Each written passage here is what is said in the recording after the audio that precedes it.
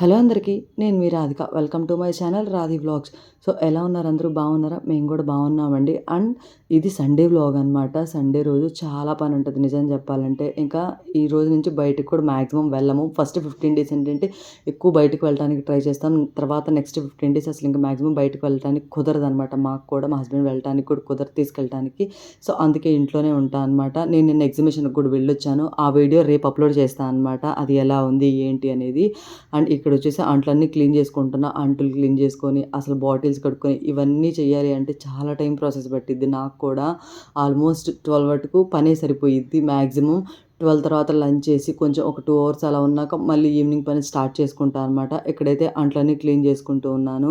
నిన్న అయితే మార్నింగ్ ఏం చేశానో తెలుసా? మార్నింగే కొంచెం ఫేస్ అనేది నీట్‌గా క్లీన్ చేసుకొని అలా కెమెరా ముందు కనిపించా అనమాట. నిజం చెప్పాలంటే యూట్యూబ్‌లో కొంచెమన్నా సరే నీట్‌నెస్ అనేది చాలా ఇంపార్టెంట్. లేడీస్‌కి కొంచెం నీట్‌గా కనిపించాలి ప్రాపర్‌గా.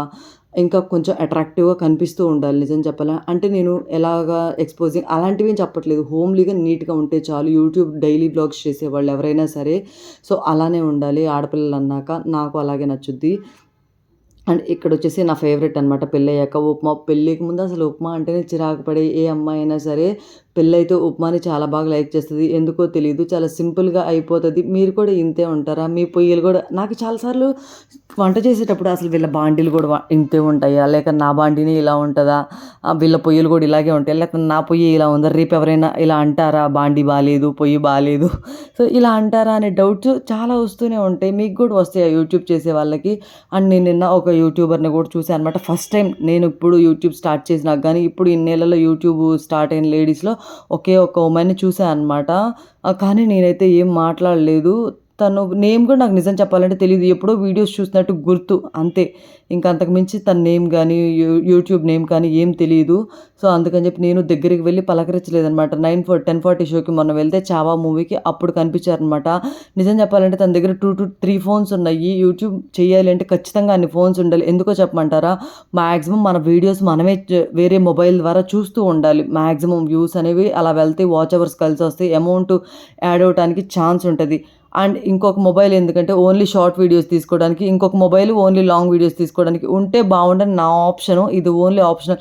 లేదు మేము ఇవన్నీ ఒక మొబైల్‌లోనే మేనేజ్ చేయగలము అనుకున్నా ఓకే. దాన్నెవరు ఏం చెప్పలేరనమాట ఇంక అంతకు మించి.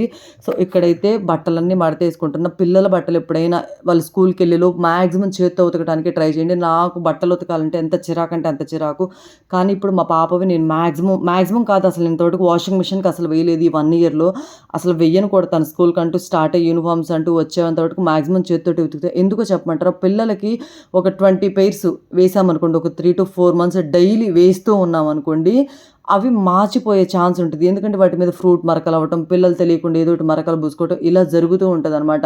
అవి చేత్తో ఉతికితే పిల్లలవి చాలా బావుంటాయి. మడతేసుకునేటప్పుడు గూడా ఇస్త్రీ మడత అంటారు కదా! ఇలా చేత్తో నీట్‌గా లాగుతూ మడతేస్తే అవి చాలా రోజులు అంతే ఉంటాయనమాట. మల్లెపూలు అలా అవి వేరే వాళ్ళకిచ్చినా గానీ, అబ్బా! బట్టలు బావున్నాయి అనుకుంటారు. అంతేగాని మాసిపోయిన బట్టలు మా మొఖానేసారు ఇలాంటివి అనుకోకూడదు ఎప్పుడైనా సరే. పిల్లల బట్టలు గానీ, మన బట్టలు గానీ ఇచ్చేటప్పుడు వాళ్ళు కనీసం ఒక 3-4 మంత్స్ ఒక 1 ఇయర్ యూజ్ చేసుకునేలాగా ఇవ్వండి. అంతేగాని చినిగిపోయినాయి కదా! ఇచ్చేసేద్దాం ఇలాంటివి ఎప్పుడు చేయకండి. చినిగిపోతే పడేసేయండి. అంతేగాని వేరే వాళ్ళకి ఇవ్వడానికి ట్రై చేయొద్దు. నేను చినిగిపోతే అసలు ఎవ్వరికీ ఇవ్వనండి. బట్టలు చినిగిపోకుండా నీట్‌గా ఉంటేనే అవి ఇంకొక 1 ఇయర్ వాళ్ళు ఈజీగా వేసుకోవచ్చు అనే సెన్స్ ఉంటేనే ఇస్తాను. లేకపోతే అసలివ్వను. పిల్లల బట్టలైతే నేను మా పాపయి అయితే చేత్తోటే ఉతుకుతున్నా ఇన్ని రోజుల నుంచి. వీక్లీ ట్వైస్ ఉతుక్కుంటా అనమాట. 3-4 డేస్‌కి ఒకసారి మాక్సిమం ఉతికేసేస్తూ ఉంటాను. తన లిక్విడ్ సెపరేట్‌గా పెట్టుకుంటా అనమాట. పిల్లల లిక్విడ్ తెచ్చుకుంటాను. డిటర్జెంట్ ఉంటది. పిల్లలకి సెపరేట్‌గా మిమీ బ్రాండ్ వాళ్ళది తీసుకొస్తా అనమాట. భలే స్మెల్ వస్తది కొంచెం వేసుకున్నా గానీ. సో, అదే తెచ్చుకొని యూజ్ చేసుకుంటా అనమాట. ఒక 1 డే అంతా సన్‌లైట్‌లో గూడా వెయ్యను. సెమీ సన్‌లైట్ అంటారు గదా! అంటే సన్‌సైడ్ కింద ఉంటది గదా! అలా 2 డేస్ వేస్తా అనమాట. ఇవాళ ఉతుక్కున్నానంటే రేపు ఇవాళ నైట్ అంతా ఉంచేసేసి రేపు డే అంతా ఉంచి అలా డే ఈవినింగ్ 6:30 అలా తీస్తా అనమాట. అప్పుడు మనకేంటంటే మరీ ఎండలో ఎండినియి అనుకోండి బట్టలు దోకిడిచినట్టు అంటే కొంచెం కలర్ షేడ్ అయ్యే టైప్ ఉంటదనమాట. సో, అలా వేసుకుంటే మాత్రం పిల్లల బట్టలు తొందరగా కలర్ ఎలిసిపోతాయి.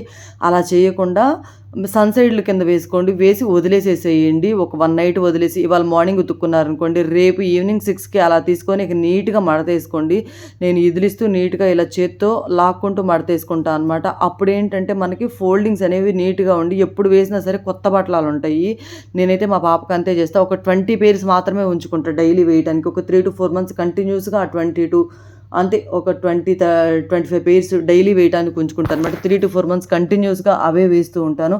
ఒక 10 పెయిర్స్, 15 పెయిర్స్ కొత్తగా ఉంచుకుంటాను అనమాట. మధ్య మధ్యలో ఎప్పుడైనా సరే తలస్నానం డైలీ చేయిస్తానులెండి. వీక్లీ వన్స్ ఆర్ ట్వైస్ కొత్తవి వేయడానికి ట్రై చేస్తూ ఉంటాను అనమాట నేను. ఇంకా మా పాప లేచింది. కొంచెం సేపు తినతో అయితే టైం స్పెండ్ చేస్తాను. మాక్సిమం మార్నింగ్ లేచిన వెంటనే తనతో కొంచెం సేపు టైం రిలాక్సింగ్‌గా స్పెండ్ చేస్తే డే అంతా భలే హ్యాపీగా ఉంటది. తను కూడా కొంచెం రిలాక్స్ అయినట్టు అనిపిస్తదనమాట. ఇంకా అలా ఆడుకుంటూ ఉంటాం పిల్లలతోటి. మీరొకటి గుర్తుపెట్టుకోండి, పిల్లలు చేసే ప్రతి పనిని ఆపారంటే మాత్రం ఇక అసలు వాళ్ళు ఏం చేయరు, డల్ అయిపోతూ ఉంటారు. చేసే పనికి ప్రతి పనికి వెనకమాల వెళ్ళిపోతూ ఉండండి సరిపోతది. వాళ్ళకేం దెబ్బ తగలకుండా చూసుకుంటే సరిపోతది. నేను మాక్సిమం అంతే చేస్తున్నా. ఇప్పుడు తనైతే ఆ షెల్ఫ్‌లన్నీ పీకేస్తుంది. ఇప్పుడు ఆ పీకడాన్నయితే నేను ఆపలేను. ఎన్ని సార్లు చెప్పినా తను పీకేసిద్ది. తనకేం చేశామంటే ఇంకా హ్యాంగింగ్స్ అన్నీ తీసేసి ఆ లోపల లాగుతాం కదా! అవన్నీ తీసి లోపల పెట్టేసేసా అనమాట. ఇంకా డోర్స్ తను ఎంత ట్రై చేసినా రావు. ట్రై చేసి తనే వదిలేసిద్ది. సో, అలా చేసుకున్న. ఇది అందులో సొంత ఇల్లు గూడా గాదు మాది. రెంటల్ హౌస్ గదా! మళ్ళీ రేపు ఏదైనా విరిగినా చేసినా ఇబ్బందయిపోతది. నేనేం చేస్తానంటే డోర్స్ అన్నీ లాక్ చేసేసుకొని, అన్ని డోర్స్ లాక్ చేసుకొని హాల్‌లో పెట్టుకొని పాపని ఫుడ్ పెడుతూ ఉంటాను. అప్పుడేందంటే హాల్‌లోనే తిరుగుతూ తింటదనమాట. ఇక తనని ఫ్రెష్ చేసి, ఇక నీట్‌గా బాత్ చేయించి, పాలు కాచి పక్కన పెట్టుకుంటా అనమాట. నేనైతే ఫస్ట్ టైమ్ ఇలాంటి చింతపండు చూడటం. నేనెక్కడైనా చింతపండు రిలయన్స్‌లో గానీ, డీమార్ట్‌లోనే తెస్తా. ఇది ఫస్ట్ టైమ్ మా హస్బెండ్ మార్కెట్‌లో తెచ్చారనమాట. సో, ఇలా ఉంది. నేనెప్పుడు చూడలేదనమాట. ఇలా చింతపండుని చూడటం. చింతపండు డైరెక్ట్‌గా ఇచ్చేసేసారు. మాకైతే ఈనెలు ఇవన్నీ తీసిస్తారనమాట. అవి లోపలుంటవి గదా! అవన్నీ తీసేసిస్తారు. ఇక్కడే ఫస్ట్ టైమ్ నేనిలా చూశాను. ఇంక నిన్నైతే ఫిష్ తీసుకొచ్చాము. ఫిష్‌కి నేనేం చేశానంటే పులుసు ఫస్ట్ వేడి నీళ్ళు కాచి ఉడకబెట్టుకున్నా. ఉడకబెట్టుకోవడం అంటే అలా చేయలేదు. వేడి నీళ్ళు కాచిన దాంట్లో చింతపండు వేసేసా అంతే. అప్పుడేందంటే త్వరగా నానే ఛాన్స్ ఉంటది. చేపలు కడుక్కోవడం అసలెంత లేట్ అంటే అంత లేట్ ప్రాసెస్. దారుణంగా అనిపిస్తది. నేనసలెప్పుడు చేపలనేది చెయ్యను. ఇదే ఫస్ట్ టైమ్ అనమాట నిజం చెప్పాలంటే చేయటం. క్లీనింగ్ ప్రాసెస్ అంతా చాలా కష్టం అనిపిస్తది. మాక్సిమం మొత్తం వాళ్ళే క్లీన్ చేసి ఇచ్చినా గూడా నాకు చాలా టైం పట్టింది క్లీన్ చేసుకోవటానికి. అంతకుముందు ఇంటి దగ్గర ఏందంటే బండుండేది చేపలు కడుక్కోవడానికి సెపరేట్‌గా. అదెలా ఉండేదంటే గరుగ్గా ఉండేది. చేపలు తెచ్చుకొని ఇంక దాని మీద శుభ్రంగా తెల్లగా క్లీన్ చేసుకుంటారనమాట. చేపలు చేసిన రోజు ఎంత పనుంటదంటే అంత పనుంటది. నాకైతే ఫుల్ నిమ్మకాయ పట్టింది అక్కడ కడగటానికి. చాలా ఉప్పేసి కడుక్కున్నా అనమాట నాకు తెలిసినంత మటుకు నీట్‌గా. ఇక షింకులు, అంట్లు అన్నీ క్లీన్ చేసుకున్నా. లేకపోతే ఏందంటే కంపు కొడతాయి. ఆ స్మెల్ అసలు భరించలేము. ఆ నీచు వాసన అనేది. ఇంక అందుకని అలా నీట్‌గా క్లీన్ చేసుకుంటాను. ఇక్కడికైతే పులుసు పిసుక్కుంటున్నా అనమాట. ఆ వేడి నీళ్ళల్లో చింతపండు వేస్తే నేను అనుకున్నాను గానీ అసలు దీని నుంచి చింతపండు అసలు ఎంతొస్తదో ఏమోనని చెప్పి, గుజ్జు ఎంతొస్తదో అని చెప్పి లేదు బానే వచ్చిందనమాట. అలా కూర్చొని అన్నీ ఒక్కసారి పెట్టుకొని, కలుపుకొని ఇంక పొయ్యి మీద పెట్టేసుకుంటే చాలామంది ఏం చేస్తారంటే ముందు ఉడకబెట్టుకొని, పులుసుని ఉడకబెట్టి తర్వాత ఫిష్ వేస్తారనమాట. నేను అలా ఏం చేయను. మా అమ్మ వాళ్ళు ఎప్పుడు ఇంతే చేస్తారు. నేను ఇలాగే చేసుకుంటాననమాట. అన్నీ ఒక్కసారి కలిపేసి చేపలు కూడా అందులోనే కలుపుకొని ఇక డైరెక్ట్‌గా స్టవ్ మీద పెట్టేసేస్తా. నూనె అన్నీ వేసుకొని సరిపడా కొంచెం వాటర్ కూడా వేసుకొని ఒక్కసారి ఉప్పు, కారం అన్నీ చూసుకున్నాక చేపలు వేస్తా అనమాట. చూపిస్తున్నాను కదా! ఇలా చేసుకున్నాను. ఇవి చేయటానికి చాలా టైం పట్టింది. అండ్ చేతులు కూడా తెలియకుండా కట్ అవుతూ ఉంటాయి. జాగ్రత్తగా కట్ చేసుకోండి. చేపలు ముళ్ళనేది తెలియకుండా కోసుకుంటే నేను చేసిందైతే కొరమీను పెద్దగా ముళ్ళైతే లేవు. చేప కర్రీ కూడా నాకు చాలా టేస్టీగా వచ్చిందనమాట. సో, నా వీడియో గనక నచ్చినట్టయితే like, share and subscribe to my channel. కొత్తగా ఎవరైనా ట్రై చేసేవాళ్ళు ఉంటే పర్ డేలో 8-10 మినిట్స్ మీకు ఈజీగా క్లిప్స్ దొరుకుతాయండి. అలా చేసుకోవటానికి ట్రై చేయండి. ఖచ్చితంగా ఏదో ఒక రోజు అనేది సక్సెస్ అనేది మీ తలుపు తడుతుంది. అందులో డౌట్ ఏం లేదు. ఇక మా పాపనైతే నిద్రపుచ్చుతూ ఉన్నా. నిద్రపోవడానికి చాలా టైం పట్టింది. నాకైతే బ్యాక్ పెయిన్ కూడా వస్తుంది. నచ్చితే like, share, subscribe to my channel. Thank you for watching. By guys.